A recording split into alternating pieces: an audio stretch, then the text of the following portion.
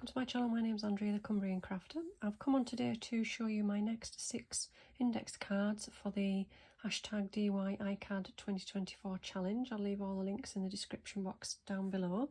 First one I've got to show you today is day 19, and this one is alternating. So for this one I used some black pens, some liner pens. Don't know whether these are the exact same ones that Anne Lane recommended, or very similar, but these are brilliant. Love them. So I use those pens just to create a sort of Zentangle doodle alternating pattern for that one. Next is day 20, and this was gold. So I've got some inking with Distress Inks in the background, some stamping around the edge, and then I used this Sizzix 3D adhesive through a honeycomb stencil just in parts of it in the centre, and then once that was fully dry I went over it with the foil sheets that I showed in a recent video.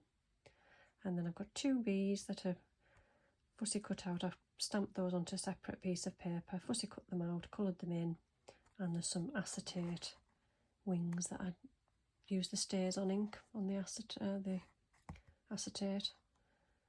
and cut those out and put those on.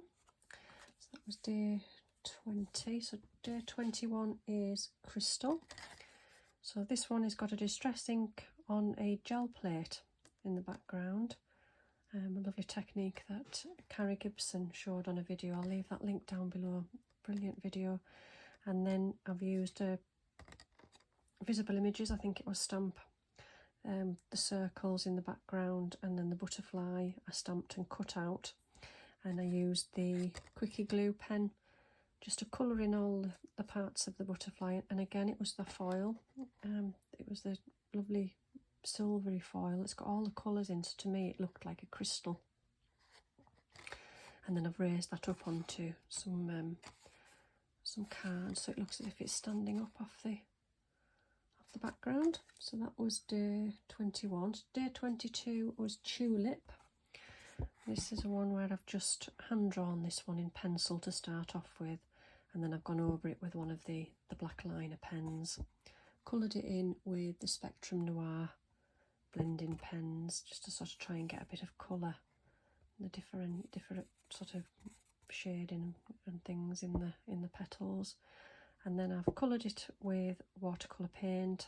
The yellow background is watercolour paint as well, and then I've gone over it just with it was a Lavinia stamp stencil, and I've used, I think it was Mowed Lawn, just through the stencil. So that was day 22. Next one is day 23, and it was Hummingbird. Again, I've just freehand drawn the bird in pencil to start off with, then again with the black liner. And this time, I don't know whether you can see, I've used a shimmery paint as well as the watercolour paint, so I've sort of mixed them together. And then around the edge I've just stamped a Lavinia honeysuckle stamp and coloured those in with the Spectrum Noir markers. Quite pleased with that. I've never drawn a hummingbird before, but I found quite a few pictures on the internet and just gave him quite a thought to start with. I thought his beak was too long, but when I look back on pictures on the internet, it's about right. And then I just used the blue watercolour just to sort of colour up the background in as a sky. And then last but not least, we've got day 24, and you could have, it's a coffee or tea.